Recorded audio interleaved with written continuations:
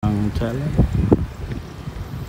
kapal sedang patroli sepertinya. Ini masih ada aliran sungai dari sini. Yang jelas ini pagar lautnya masih berdiri, itu terlihat sekali. Harga kafling di Pik 2 tuh lihat, 29 juta per meter persegi. Per meter, belinya 30.000. Belinya 30.000 bisa jadi 29 juta per meter kafling doang ini. Panjang-panjangnya lu. Yang dicabut yang mana? Tapi kalau di sono lebih kelihatan karena ujungnya sungai muara.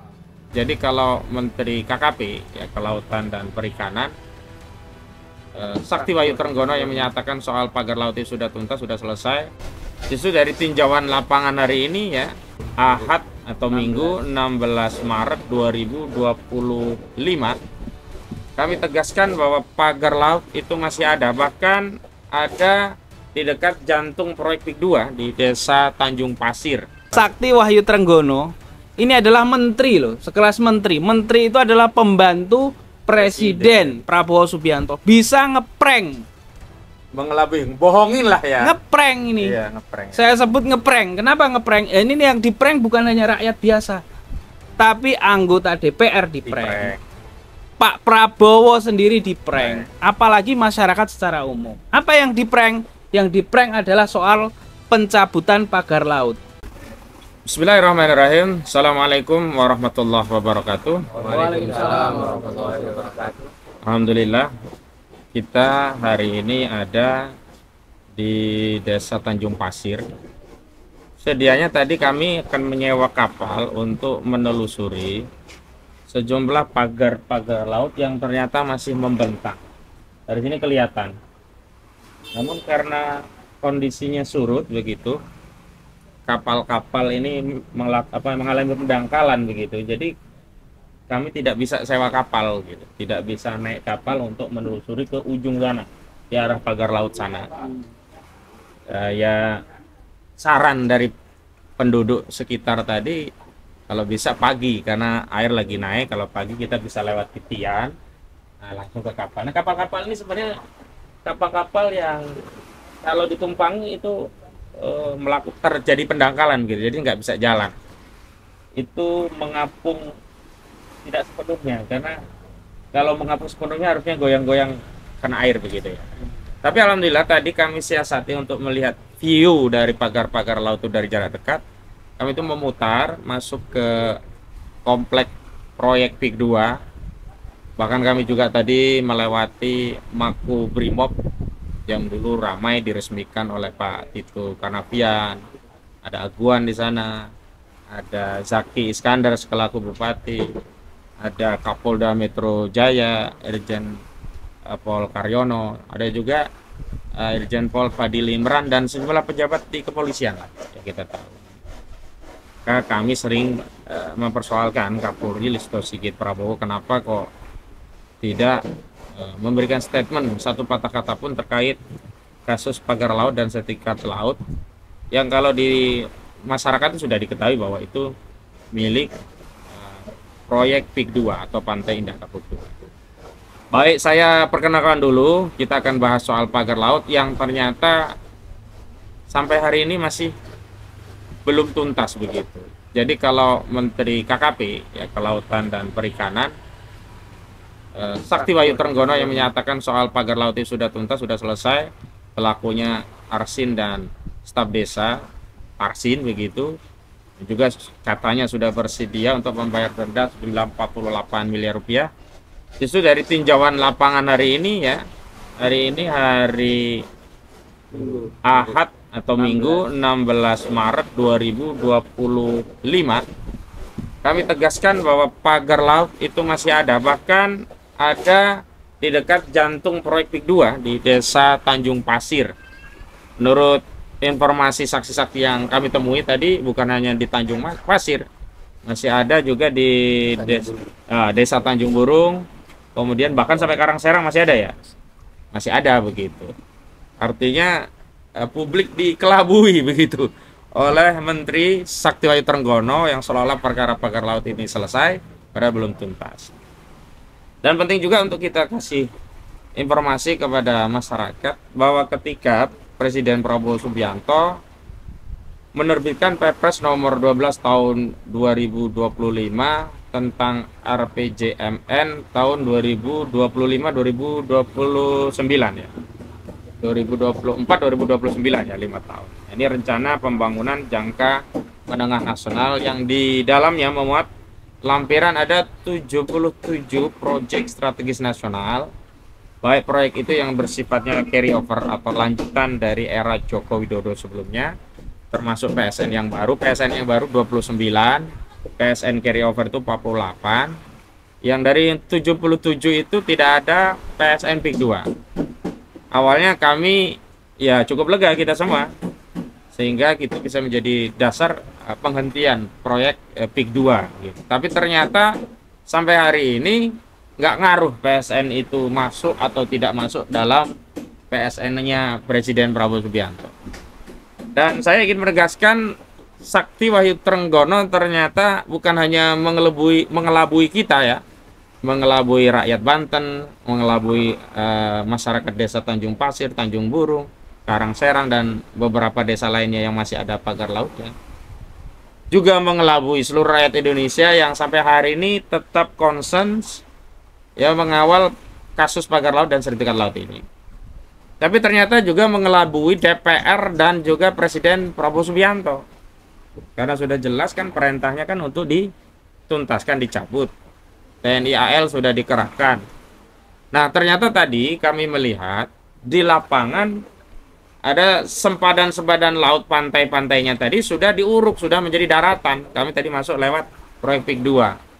Nanti kalau ada waktu lain yang kami berkesempatan dan ada sewa kapal yang bisa menuju ke ke pagar-pagar itu, akan kami hadirkan langsung secara view dari jarak dekat. Tadi kami bisa mengambil dari proyek PIK 2 tadi, tapi cukup dekat, cukup jelas lah kira-kira gambarnya untuk menggambarkan bahwa pagar-pagar laut itu ada. Dan sekali lagi jangan bodoh-bodohi rakyat, pagar laut itu punya PIK 2 gitu loh.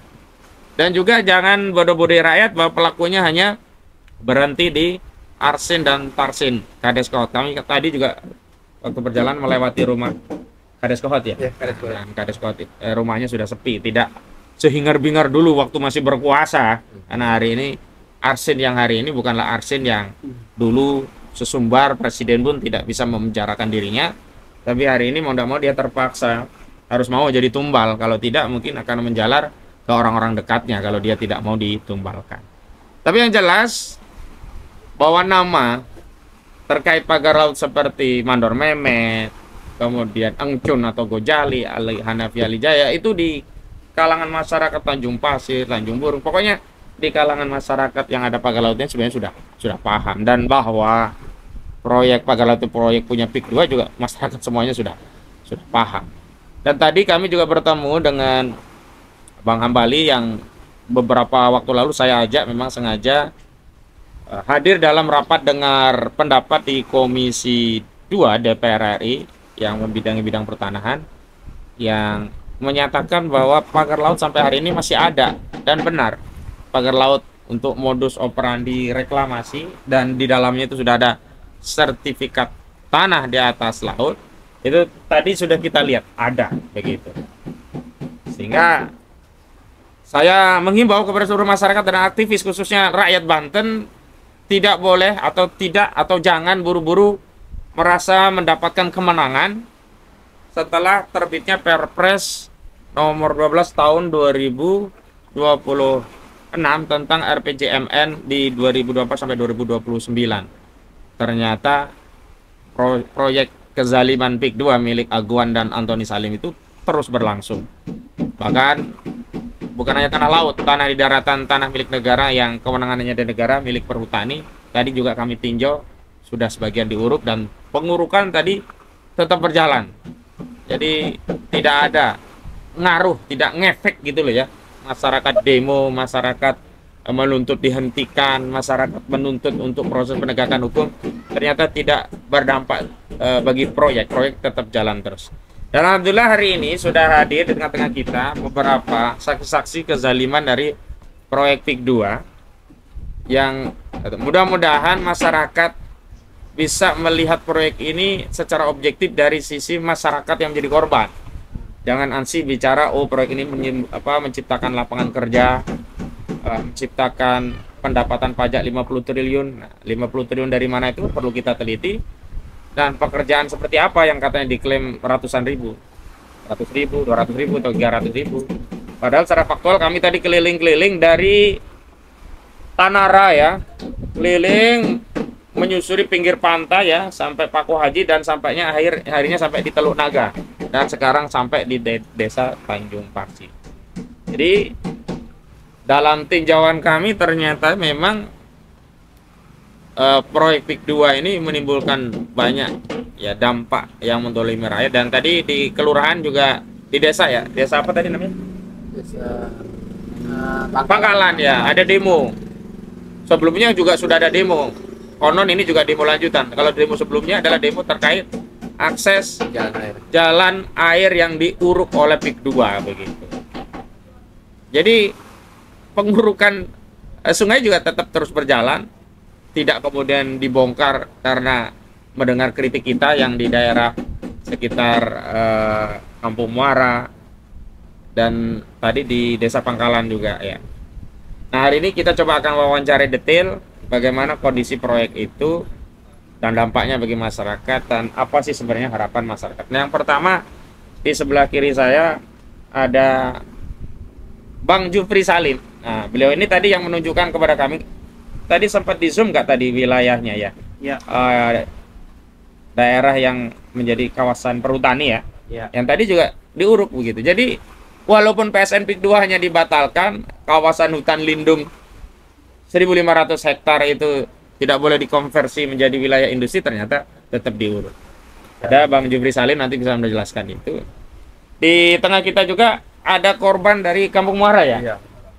Yang proses relokasinya itu dilakukan secara paksa dan dipaksa untuk ganti rugi dengan harga bangunan nih ya, bukan tanah saja, dengan harga yang tidak masuk akal gitu. Jadi harga yang lainnya di Limo itu 3 juta, ini dipaksa dengan harga cuma 300.000. Nanti kita akan tanya detailnya seperti apa. Dan sayangnya justru bukan oknum ya, kepala desa hampir semua sih ya, justru bukan melindungi rakyatnya dari kezaliman PIK 2, justru menjadi kepanjangan tangan PIK 2. Jadi justru ikut memberikan tekanan agar rakyat mengikuti apa yang diinginkan oleh perusahaannya Aguan ini. Baik, untuk yang pertama tolong Bang Jufri Salim untuk menceritakan kronologis bagaimana sih kok bisa tanah milik negara, perhutani kan perusahaan BUMN, kok tetap diuruk tadi, dan kondisinya seperti apa hari ini yang terjadi di tengah-tengah masyarakat, terutama pasca demo yang kita lakukan di Desa Kohot ya, Kecamatan Paku Haji, khususnya di kampung apa tuh? Kampung Keramat ya? Kampung Keramat. Ya, Kampung Keramat. Sekarang itu bagaimana, sebelum demo seperti apa, setelah demo seperti apa, silakan. Oh ya, nanti kita juga akan minta pandangan ya, amatan dari masyarakat itu seperti apa, khususnya dari praktisi sosial media, karena selama ini kita tahu kasus ini justru banyak dari sosial media. Ramainya kasus pagar laut kan awalnya sosial media, dan baru kemudian media mainstream itu ikut mengangkatnya, dan barulah ya Menteri ATR Nusron Wahid saat itu mengungkap ada 263 SHGB dan 17 SHM di laut, khususnya di pantai wilayah Kohot. Nah, Bang Jufri Salim, coba diceritakan dulu tadi masalah perhutani kok sudah diuruk itu gimana? Baik. Assalamualaikum warahmatullahi wabarakatuh. Waalaikumsalam warahmatullahi wabarakatuh. Saya asli daerah Sukawali ya. Ya. Tempat tinggal saya di Sukawali di Kampung Keramat gitu. Selama ini saya pantau untuk di tanah perhutani ini, kemarin sih sempat berhenti. Waktu awal-awal ya? Awal-awal kita ada demo itu ya? Diadain aksi tanggal 8 itu Januari itu Ya. kan. Memang itu resikonya sangat luar biasa untuk pribadi saya sendiri. Bahkan saya pun dapat intimidasi yang sangat luar biasa dari para preman-preman bayaran. Ya, kalau menurut saya itu preman-preman bayaran gitu ya. dan ada sedikit pun yang mau disisihkan ke saya. Ya cuman Maksudnya apa disisihkan? Dikasih ya, duit, mau dikasih duit. keuangan gitu, dikasih duit. Berapa jumlahnya? Ya dengan nominal antara 25, 50 nyampe 100 lah gitu. 100 juta. Nah, 100 jutaan. Cuman Dari mana? Dari Agung Sedayu itu? pembicaraan Jarod tersebut sih dari orang Agung Sedayu. Agung Sedayu. Orang Jadi PT, ada gitu. utusan Agung Sedayu nawarin duit agar Bang Jupri itu diam gitulah Ya, ya. tidak Ngomong tutup mulut itu ya. ya, tidak ikut-ikutan lah untuk masalah ini. Lebih baik saya lapar daripada saya harus menerima uang yang tidak jelas. Itu yang akan merusak akidah saya untuk selamanya. Tetap saya terus berlanjut. Beberapa kali saya diintimidasi oleh para preman-preman bayaran. Dan dari mulai situ saya terus bersosialisasi dengan masyarakat dan para nelayan. Ya ternyata memang kezaliman ini sangat luar biasa gitu. Dan mereka pun untuk bertindak ini, yang ada di pikiran mereka ini intimidasi yang sangat luar biasa gitu. Takutan jadi Ketakutan. suasananya ya. Ya kayak pertama itu di pagar di daerah Alarjiban itu. Pertama kali itu nelayan itu tidak mau untuk diwawancarai sama kita karena sebelum viral pagar laut tersebut intimidasinya sangat luar biasa gitu. Tapi alhamdulillah setelah kita bujuk bahwasanya ini kita pun punya pendapat masing-masing yang harus diungkap, ya ternyata nelayan tersebut alhamdulillah bisa untuk kita ungkap. Disitulah diungkap dengan pagar laut. Gitu. Terkait tadi tanah perhutani gimana gitu? Untuk tanah perhutani itu yang awalnya itu empang yang dikelola oleh masyarakat maupun rakyat, tambak-tambak ikan bandeng yang setiap hari beliau mendapatkan ya lumayan lah buat makan gitu kan dari hasil tangkapan udang atau apa gitu kan. Ya sekarang sudah diuruk oleh, mungkin bisa dikategorikan itu mengatasnamakan PSN ya. Tapi kalau mereka ceritanya itu PSN kak? iya, mereka itu berbicaranya PSN gitu. Jadi semua proyek Agung Sedayu PIK 2 ini dalih mereka PSN semua. PSN gitu. semua. Itu yang dibicarakan oleh para, kalau menurut saya bukan aparat ya, keparat desa ini keparat bangsat gitu. Oh. Gitu. Jadi mengatasnamakan pemerintah terus PSN. Jadi leading sektor yang mendatangi masyarakat justru aparat desa untuk Aparat pembebasan desa, itu. pembebasan itu. Saya pun waktu diintimidasi oleh para preman-preman, yaitu aparat desa yang datang ke rumah saya. Gitu. Nggak lama kemudian dari orang PT datang ke rumah saya, ya menawarkan itu yang tadi gitu. Mau membungkam sayap dengan nominal rupiah gitu. Gitu. Jadi tolong kepada pemerintah pusat, ya terutama untuk pemerintah Kabupaten Tangerang, tindak tegas gitu kan. Tapi kayaknya nggak berani kalau cuma kabupaten. Minta Pak Prabowo aja deh langsung. Ya memang ini urusannya presiden sih. Yang mengesahkan ini ya sebenarnya mah presiden lama ini, yaitu Bapak Joko Widodo. Ya tolonglah. Dan sekarang mobil-mobil tanah pun sudah mulai berkeliaran lagi. Oh sebelumnya sempat berhenti ya? Sebelumnya sempat berhenti, itu lama di daerah Paku Haji tersebut gitu kan. Dan sekarang sangat mengganggu aktivitas masyarakat Di bulan Ramadan ini. di bulan Ramadan ini. Dan jalan-jalan raya pun udah mulai pada hancur. Ya, tadi kami lewat jalan pada banyak berlubang tadi. Berlubang Ya. gitu. Jadi kalau memang kita tidak stop sekarang ini, anak cucu kita mau dikemanakan gitu. Dan masyarakat yang sudah mendapatkan hasil daripada tambak yang sehari-hari dia kelola, malam dia ngambil udang, pagi dia jual, yang hanya mendapatkan 100.000 atau 200.000, dia udah alhamdulillah gitu. Nah sekarang mata pencarian beliau sudah tidak ada gitu. Nah, setelah mereka dibebaskan udah dibayar belum sama Agung Sedayu itu? Sebagian yang itu pembayaran hanya sebagian. Sebagian masih belum dibayar juga? Sebagian belum. Sudah Jadi, diuruk gitu? Seandainya itu kan dibilangnya tanah garapan ya. Tanah garapan yang dikelola oleh rakyat, oleh masyarakat gitu. Seandainya totalan tersebut itu 1 hektar dengan jumlah nominal andai kata 200 juta. Paling baru dikasihkan 100 juta gitu. Baru separuhnya? Iya.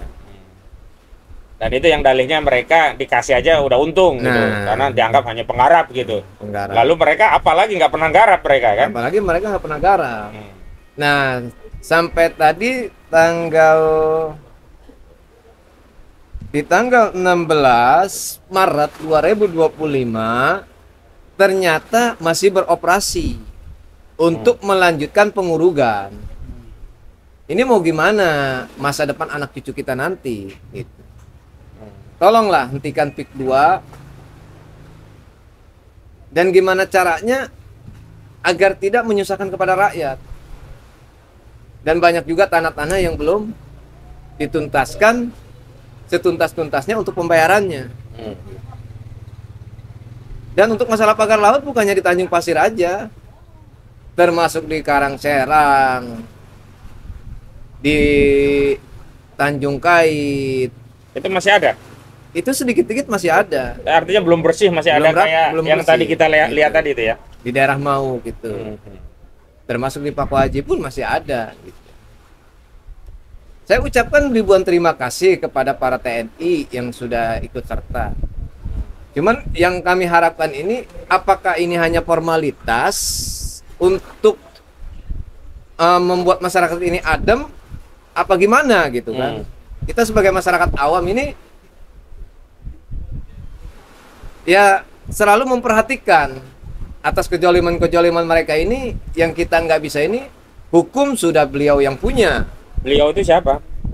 yaitu orang-orang Agung Sedayu. Gak usah beliau-beliauin mereka Gitu. gitu aja. Mereka, Iya. gitu.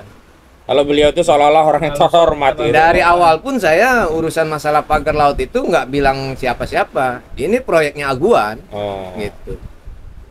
Waktu pertama kali itu belum pilar, saya bilang Ini proyek Aguan. proyek Aguan ini. Dan di lapangan kan udah tahu semua itu punya Aguan kan ya. Ya udah tahu semuanya. Cuman masyarakat yang awam ini nggak berani untuk mengungkapkan semua itu karena hukumnya itu punya Aguan gitu. Aguan lah, gitu. Setiap kita bertindak 2-3 hari kita dicomot, ya ada yang membereskan, tapi ternyata itu orang-orang mereka juga. Oh, ada yang tukang nyomot, ada yang beresin, seolah-olah Iya. mereka punya jasa, bebasin gitu ya. Ya begitu. Hmm. Untuk masalah pagar laut bukan hanya di Arsin aja, masih banyak pelaku-pelaku lain yang Selain Arsin, terlibat. siapa yang diketahui masyarakat tuh?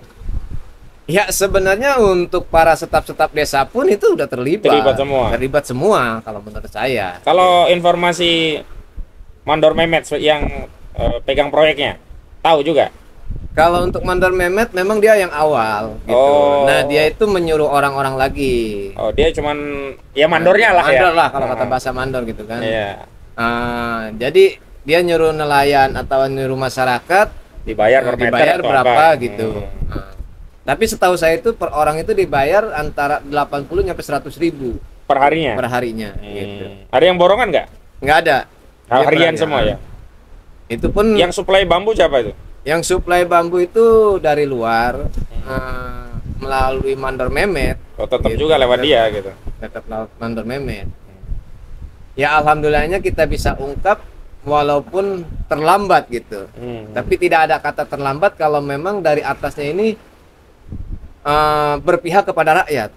Ya terutama kepada Bapak Presiden Prabowo untuk segera memberhentikan proyek-proyek yang sangat gila ini. PIK 2 ini dihentikan gitu ya? Iya, PIK 2 ini dihentikan.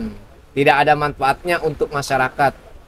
Kita tetap pengangguran yang awalnya petani, yang awalnya nelayan, yang awalnya para penjaga tambak. Beliau udah kehilangan mata pencarian beliau. Gitu. Jadi mungkin ada yang ditanyakan lagi? Cukup dulu ya, nanti Iya. kita lihat dari sisi praktisi sosial media. Apa sih dampaknya di tengah masyarakat ketika ini mulai ramai begitu. Oke, makasih ya Siap. Bang Jufri Salim.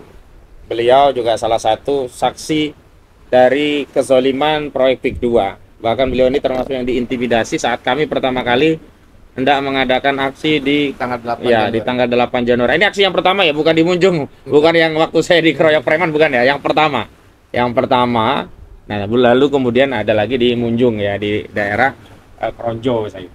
Baik, yang kedua kepada Bung Arif Widodo. Bung Arif, Anda kan aktif ya mengikuti seluruh advokasi. Bahkan Anda juga yang apa ya? Yang mengupload banyak kabar-kabar terkait kasus PIK 2 ini begitu viral. Tadi Anda juga melihat kan di apa namanya? Di proyek PIK 2 itu kan semeter baru couplingnya saja berapa tadi? 29 juta ya atau 30 juta tadi? 29. Nah, 29 juta padahal membebaskan dari rakyat cuma 50 juta, ada yang baru dibayar separuh, 50 juta lagi, 50.000 per meter. Ada yang 30.000 per meter dijual 29 juta hingga 30. Ada juga yang lokasi strategis itu ada yang 40 hingga 50 juta per meter baru dalam bentuk coupling, belum ada bangunannya. Tanggapan Bung Arif gimana ini tentang masa depan kasus ini? Kalau saya melihat dari kebijakan pemerintahnya kok kesannya netral saja, dia tidak bertindak, hanya tidak mencantumkan proyek itu di 77 PSN baru Prabowo Subianto sehingga seolah-olah dibatalkan, tapi aktivitas proyeknya tetap jalan begitu. Baik, assalamualaikum warahmatullahi wabarakatuh. Waalaikumsalam warahmatullahi wabarakatuh. Alhamdulillahirabbil alamin, segala puji hanyalah milik Allah Subhanahu wa taala. Hari ini kita tepat di bulan Ramadan. Salah satunya adalah Syahrul Jihad. Mudah-mudahan ini menjadi salah satu bagian dari perjuangan umat rakyat dalam membela ketidakadilan yang dilakukan oleh Aguan dan PIK 2. Khususnya di daerah Tangerang, di daerah ini mana ini? Tanjung Pasir, dan di daerah-daerah yang lain. Jadi teman-teman semua, sebagaimana yang tadi sudah disampaikan oleh Bang Ahmad Khozinuddin, bahwa apa yang kita saksikan tadi, saya juga kebetulan lihat dengan mata kepala saya sendiri, apa yang dilakukan oleh PIK 2 terhadap wilayah-wilayah yang telah, yang pertama adalah soal pagar laut ya. Kita saksikan tadi bagaimana di sana itu, jadi pagar awalnya pagar laut, kemudian diuruk di bagian pinggirnya. Setelah diuruk di bagian pinggir pagar laut itu, yang di tengah-tengah masih ada airnya, kemudian disedot keluar. Oh, berarti ditanggul dulu ya? Ditanggul dulu di sampingnya. Ya. Setelah itu air yang di tengah-tengah disedot keluar, baru diuruk pakai tanah. Oh, berarti reklamasi dari pinggir deh ya? Betul. Dan itulah yang kemudian tadi saya saksikan di sana. Kita lihat sama-sama tadi di sana. Itu yang pertama. Terus yang kedua, tadi juga kita dengarkan bagaimana kesaksian Bang Salim ya. Bang Salim. Kemudian sebenarnya bukan hanya Bang Salim ya, banyak saudara-saudara kita yang lain, khususnya kemarin saat kita aksi kemarin ya di daerah Kronjo. Bagaimana tanah, bagaimana sawah, bagaimana tambak itu tiba-tiba diuruk begitu saja tanpa permisi kepada tuannya. Tahu-tahu sudah diuruk, dan kalau mau dibayar ya datang ke kantor PIK 2. Dan ini sebenarnya kita ini, negara kita masih ada hukum atau tidak sebenarnya? Dan ini pertanyaan yang sangat penting untuk Bapak Prabowo Subianto, Pak Listio Sigit Prabowo yang hari ini menjabat sebagai Kapolri.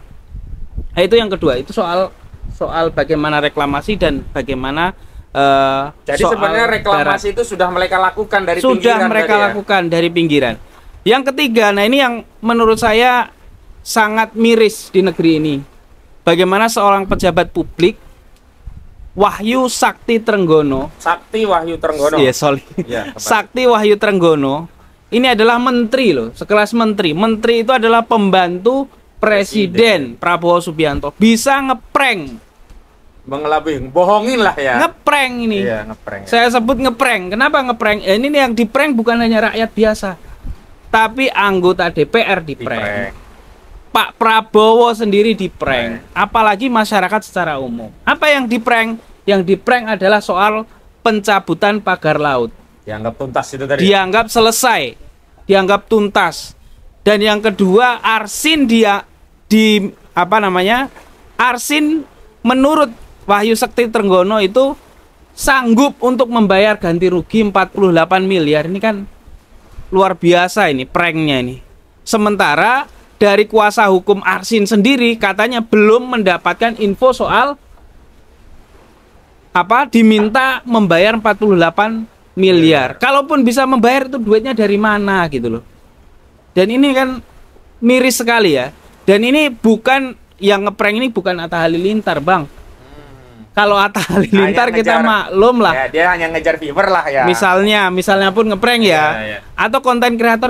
Ini pejabat publik, Bang. Betul. Pejabat publik, pembantu presiden. Ngeprank. Bukan hanya ngeprank rakyat, ngeprank presidennya Ngeprank juga. presidennya, ngeprank TNI, ngeprank Polri, Ngeprank rakyat. ngeprank Prabowo. Dan ini menurut saya adalah fatal sekali kalau ini dibiarkan. Kalau ini dibiarkan, maka sudah tidak usah ada pemerintahan kalau kayak gitu. Semuanya bisa bohong, semuanya bisa diatur, semuanya bisa ngomong sesuka hatinya. Kalau itu dibiarkan. Jadi menurut saya harusnya Pak Prabowo Subianto ini segera memecat Wahyu Sekti Trenggono. Sakti Wahyu Trenggono ini sebagai Menteri KKP. Karena ini mohon maaf ya, kalau seorang pejabat publik ini bohong, itu kan sudah melanggar minimal etik lah. Secara etik dia sudah melanggar. Kalau secara etik moralnya itu sudah melanggar, ini maka sudah pantas dia itu untuk minimal dipidana lah ya. Mungkin Bang Ahmad Khozinuddin bisa memberikan pasal pidananya. Ya, mundur dulu lah, pidana nanti gampang lah. Nah itu yang Kalau ketiga. nggak mau mundur ya dipecat. Gitu. Ya itu yang ketiga. Terus yang keempat ini soal sosial media. Saya Ya. pikir ini penting Bang Ahmad Khozinuddin karena mohon maaf ya, harapan kita kecil ketika kita berharap kepada pemerintahan secara utuh ya. Bagaimana kita mengharapkan pemerintahan ini berjalan sebagaimana mestinya. Kecuali rakyat ini benar-benar mengambil tindakannya sendiri ya. Yang tidak melanggar undang-undang tentunya. Misalnya melakukan aksi, Bersuara lah Pak ya. bersuara atau juga melakukan gugatan seperti yang dilakukan oleh Bang Ahmad Khozinuddin dan kawan-kawan ya. Termasuk apa yang kita lakukan hari ini kan dalam rangka untuk melengkapi bukti-bukti yang ada di pengadilan ya. Mitigasi lapangan. Mitigasi lapangan yang kita lakukan hari ini. Jadi itu berikutnya teman-teman semua.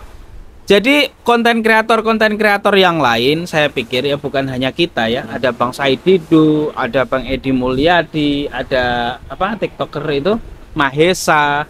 Kemudian ada teman-teman yang lain ataupun masyarakat yang ingin kemudian membantu saudaranya, itu saya pikir sangat penting sekali hari ini untuk speak up. Jangan diem. Karena kalau semakin lama ini dibiarkan, ini lama-lama rata ini Bang Ahmad Khozinuddin. Ini baru pagar laut saja ini sudah di-prank. Ini lama-lama tadi saya dengar ada salah satu kesaksian warga itu sebelah sana itu sudah diuruk. Sudah jadi daratan. Dan kita lihat tadi sendiri, kita lihat sendirilah. Bagaimana sudah terjadi daratan di sana. Nah, ini kalau kita biarkan lama-lama ini benar-benar menjadi seperti yang dikatakan oleh Bang Said Didu, adanya negara dalam negara. Apalagi tadi juga kita lihat seperti yang disampaikan Bang Ahmad Khozinuddin, bayangkan ya, harga tanah kafling, belum dibangun tanah ini. Baru kafling tanahnya ini, per meter persegi itu 29 juta. Siapa yang bisa beli 29 juta masyarakat sini, bayangkan. Semeter 29 juta. Kalau kita bilang 10 meter aja sudah 290 juta Bang Ahmad Khozinuddin. Itu 10 meter loh. 10 meter tuh berapa sih 10 meter? Nah, makanya tidak heran tadi kita lihat di sana, tadi kita ketemu dengan salah satu orang yang konon menurut Bang Hambali itu orang bukan dari Indonesia tapi dari Singapura tadi yang ingin investasi di negeri kita, Bang Ahmad Khozinuddin. Ini kalau dibiarkan terus, ini yang punya ini bukan orang kita, Bang Ahmad Khozinuddin. Orang Singapura, orang Cina, orang Hong Kong. Dan apalagi kalau kita masuk ke dalam tadi sudah ada security. Yang barang tentu security itu tidak sembarangan orang bisa masuk. Kebetulan saja kita tadi ada yang kenal di situ sehingga kita bisa diperkenankan masuk. Tidak semuanya masyarakat bisa masuk ke sana, Bang Ahmad Khozinuddin. Dan ini menurut saya ini sudah isunya bukan soal ansih, soal perampasan tanah, soal perampasan laut ini sudah kedaulatan negara. Bagaimana ada entitas tertentu, kita tidak bicara ini Cina, ini bukan Cina ya. Entitas PIK 2 lah katakanlah Ini gitu ya. entitas PIK 2 katakanlah bisa kemudian menguasai seenak jidatnya sendiri, menjual untuk kalangan-kalangan tertentu, dan kita tidak bisa sembarangan masuk ke dalamnya. Walaupun tadi di sana kita lihat ya, ada iklan, ada masjid. Tapi masjidnya Masjid Agung belum ada sih, Masjid cuma Agung iklannya belum doang. ada. Kemudian ada apa namanya? Gereja. Ada gereja yang kemudian plangnya gede banget, walaupun itu belum ada ya, teman-teman saya. Dan saya pikir itu ada pun setelah diviralkan kemarin ya oleh Bang Ahmad Khosinuddin dan kawan-kawan, bagaimana perampasan di sana tidak ada masjid. Nah, yang berikutnya yang lebih penting, yang terakhir ini ya, saya pikir ini harus serius. Tadi seperti yang dia sampaikan oleh Bang Ahmad Khosinuddin, konon di tahun 2026 ini tidak masuk dalam list apa Bang? RPJMN. RPJMN. Jadi tidak menjadi daftar PSN di eranya Prabowo. Tapi meskipun ini tidak masuk ke daftar, faktanya kita lihat sekarang masih terus berjalan nih Pak Prabowo. Dan masyarakat di sini ini ada yang kemudian diadu domba nih. Ini saya pikir adu domba namanya. Sebagian masyarakat dihargai berapa 3 juta per meter untuk relokasi rumahnya ya. Nah, ini ada yang 300.000 per meter. Nah, ini kan adu domba namanya. Sesama kita diadu domba, sesama anak bangsa diadu domba. Dan ini harus negara yang bisa menyelesaikan ini. Dan saya pikir ini adalah waktu yang tepat bagi Pak Prabowo Subianto untuk membuktikan kata-katanya yang tidak omon-omon itu. Bagaimana jiwa patriotismenya Pak Prabowo sebagai mantan Danjen Kopassus ya, yang tentu sudah ada nasionalisme di sana, ditetapkan di sana. Dan ini hari ini kita lihat nasionalisme sedang diopok-opok di negeri ini. Nah, maka untuk itu yang terakhir, harus kemudian proyek ini segera dihentikan. Dan yang berkaitan dengan hukum, misalnya pemagaran laut, ini kan kaitannya dengan hukum, ini pelanggaran hukum, segera ditangkap. Penggusuran tanah, perampasan tanah, ini segera ditangkap. Kalau ini tidak ditangkap, apalagi cuman Arsin doang, dan inisial T yang kuat dugaan itu adalah Tarsin, yang awal-awalnya berkoar-koar, hanya 2 orang itu saja, itu Masya Allah. Kita ini kayak orang bodoh semua gitu loh. Orang Indonesia ini dianggap orang blow on semua oleh pemerintahan kita ini. Dianggap kita ini orang nggak ngerti gitu. Padahal kita tahu, kita tinggal datang aja ke situ, kita tahu ini siapa di balik ini semua. Kita tinggal tunjuk hidung gitu loh. Apakah orang DPR ini blow on semua? Saya pikir enggak. Apakah aparat kepolisian itu nggak ngerti? Saya pikir enggak juga. Ini sudah kejahatan yang telanjang di depan mata. Kok bisa dibiarkan begitu saja? Nah, itu mungkin yang terakhir pandangan dari saya, Bung Ahmad Khosinuddin, dan saya pikir saya pesankan kepada teman-teman yang lain, khususnya aktivis media sosial ya, citizen jurnalisme. Jadi seorang jurnalis itu tidak melulu dia harus punya pers ya. Walaupun saya ini punya pers ya, namanya SNN, Satu Indonesia News Network. Dan bisa dilihat di sana tulis-tulisannya, websitenya ada dan resmi. Tapi boleh juga masyarakat mengupload selama itu fakta, bukan prank seperti apa yang disampaikan oleh Sakti Wahyu Trenggono. Oke, baik, terima kasih Bang Ahmad Khosinuddin. Wassalamualaikum warahmatullahi wabarakatuh. Assalamualaikum warahmatullahi wabarakatuh. Memang kami sudah sampaikan ke rapat dengar pendapat DPR RI Komisi 2 bagaimana bukan hanya Sakti Wahyu Trenggono ya, bagaimana juga Menteri ATR Kepala BPN Nusron Wahid juga ngeprank ngeprank masyarakat seolah-olah pejabatnya sudah diberi sanksi tegas dan diturunkan dari jabatannya, padahal salah satu pejabatnya justru sudah pensiun yang berinisial JS. JS itu kan mantan Kantah Kabupaten Tangerang, udah pensiun. Lalu diberi sanksi tegas apa orang sudah pensiun gitu. Nah, sekarang kita masuk kepada fakta bahwa kezaliman itu bukan hanya yang tanahnya dirampas secara paksa. Kenapa kami selalu konsisten menyebut merampas? Karena tidak ada keridoan gitu loh. Siapa yang ridho tanah diambil paksa kemudian diberi pengganti rugi cuma 50.000, ada yang 30.000 gitu. Ternyata bukan hanya tanah, ini rumah pun mau dipaksa direlokasi. Modusnya juga dipaksa dengan intimidasi. Nah, ini ada contohnya dari Kampung Muara. Kampung Muara itu desanya apa? Desa Muara, Kecamatan Teluk Naga, Kabupaten Tangerang. Ini ada 2 orang yang datang yang ingin curhatlah kepada pemerintah, curhat kepada Presiden Prabowo. Ya, maksudnya begini, bolehlah Pak Prabowo itu joget-joget di hadapan publik, berkomitmen akan ini itu, tapi fakta yang ditunggu oleh masyarakat adalah hadirnya negara untuk memberikan keadilan. Jangan hanya hadirnya negara cuman absen habis itu ditinggalkan. Ini kan pada kasus pagar laut ini kan negara hanya absen habis itu ditinggal. Nah, sekarang rakyat harus bertempur lagi nih dengan oligarki jahat perampas tanah rakyat. Pertama diperkenalkan dirinya dulu, kemudian ceritakan apa yang terjadi begitu. Ya, sambil dipegang agak dikit. Agak dikit. Kamera mungkin bisa di-shoot. Ya, agak dipegang juga nggak apa-apa biar suaranya jelas ya. Assalamualaikum warahmatullahi wabarakatuh. Waalaikumsalam warahmatullahi wabarakatuh. Nama saya Madin. Madin, ya. Kenceng aja nggak apa-apa suaranya. Iya. Dari Agak deketin. Nah, Jadi bangunan yang RT 1617 itu harganya normal. berapa normal? 3.275.000. Nah, itu Kampung Muara juga. Muara satu batian, ngukurnya sama, hari lain sama. Satu hamparan lah. Iya, ya, satu ya. hamparan lah, begini kayak begini dah nih. Hamparan. Di RT 19 ada juga. Berapa rumah tuh yang diambil? 5.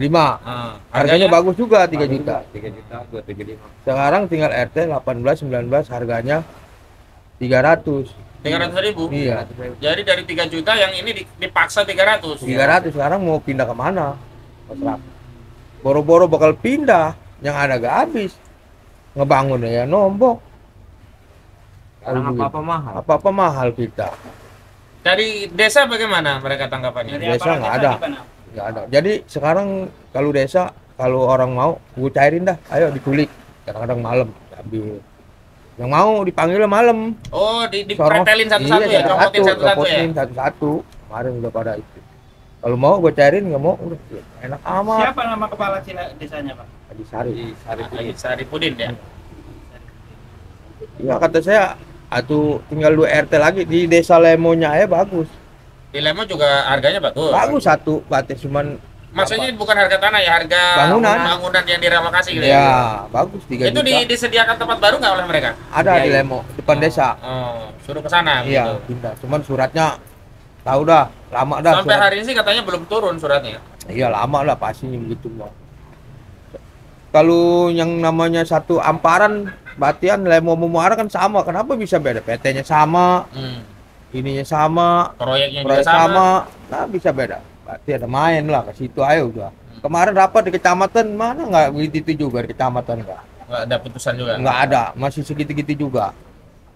Luraga nggak bisa ngomong, gitu-gitu juga. Makanya warga mah bukan nggak mau, kalau harganya setuju ya siap. Kalau harganya 3 juta, kalau nggak 3 juta janganlah, bertahan udah. Ada berapa kakak, Pak, yang ada di sini? Ada berapa? Kalau yang belum direlokasi 120. Nah, itu soal kondisi, Pak. Kan kayak kemarin saya dengar, Masuk nggak suaranya? Kenapa? yang saya dengar kemarin kalau lagi rob banjir ya, Pak. Iya betul banjir. Itu kenapa bisa banjir? Ya habis Karena kepegat. kalinya diuruk. Diuruk. Bahkan sampai sekarang masih diuruk kali. Oh, sungai diuruk juga. Begitu. Kan kemarin saya stopin bekoknya. Kemarin agak di ituin aja, barang sekarang bikin itu diuruk terus, bikin parah aja. Kali sekarang mau di ituin lain lah, belum hari kali. Berarti jalanan nggak diituin mau dipegat. Perali. Oh, diisolasi gitu Iya. ya. Disolir gitu. Tadi jalan lurus, sekarang jalan bengkok, mau tuh nggak dikasih sekarang masyarakat. Belum dibayar kali udah bayar kali. Jangan semenang-menang dia. Makanya. Warga mah cuman nggak itu, harganya 3 juta udah.